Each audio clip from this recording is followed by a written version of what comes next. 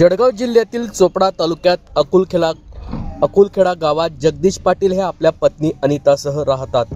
आज दिनांक 28 फेब्रुवारी रोजी सकाळी 11 वाजता त्यांची मुलगी शाळेतून घरी आली असताना घराचा दरवाजा बंद असल्याचे तिला दिसून आले।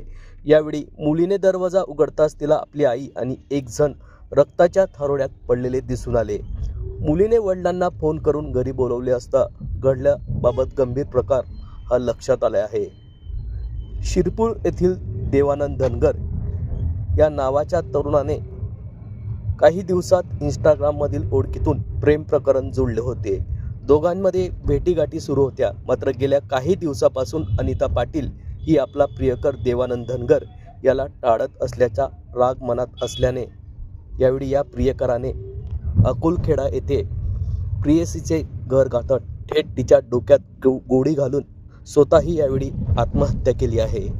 या संदर्भातली माहिती आज दिनांक 28 फेब्रुवारी रोजी सकाळी 11 वाजता घडली असून या संदर्भात चोपडा पोलिसात गुन्हा दाखल करण्याचे काम सुरू आहे। या संदर्भात पोलीस उपविभागीय अधिकारी अण्णासाहेब घोलप यांनी याबाबत अधिक माहिती दिली। आज सकाळी साधारण 10:30 ते 11 वाजताच्या सुमाराला जगदीश पाटील अकुलखेडा त्यांच्या घरामध्ये त्यांची जी पत्नी आहे अनिता तिच्या डोक्यात गोळ्या घातण्यात आलेल्या आहेत आणि तिच्यासोबत जे घरामध्ये एक व्यक्ती आहे भीमा धनगर नावाचा, शिरपूरला राहतो अशी आम्हाला माहिती मिळालेली आहे।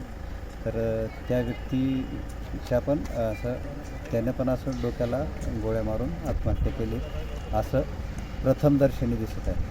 अजून काही नक्की तपासांती काय निष्पन्न होईल हे सांगता येत नाही, पण त्यांच्या पण डोक्यात गोळी लागलेली आहे। सर त्यांचं काय प्रेमसंबंधावरनं ही घटना घडलेली आहे असं वाटतंय का?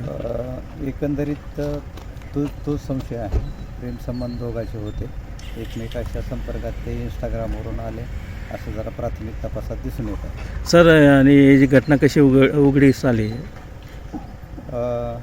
ज्यावेळी त्या अनिताची एक लहान मुलगी आहे शाळेतून आली, दरवाजा बंद होता, तिनं हात घालून दरवाजा उघडला तर तिला ती आई आणि तो व्यक्ती तिथं समोर रक्ताच्या थारोळ्यात पडलेला दिसला। साधारणतः तिनं तिच्या वडिलाला फोन केला, वडील कुठेतरी शेतात बाहेर गेले होते, त्याच्यानंतर तिचे वडील आले। काय वय येईल सर त्या दोघांचं? अनिताचं वय असेल साधारण 40च्या आसपास दोघं।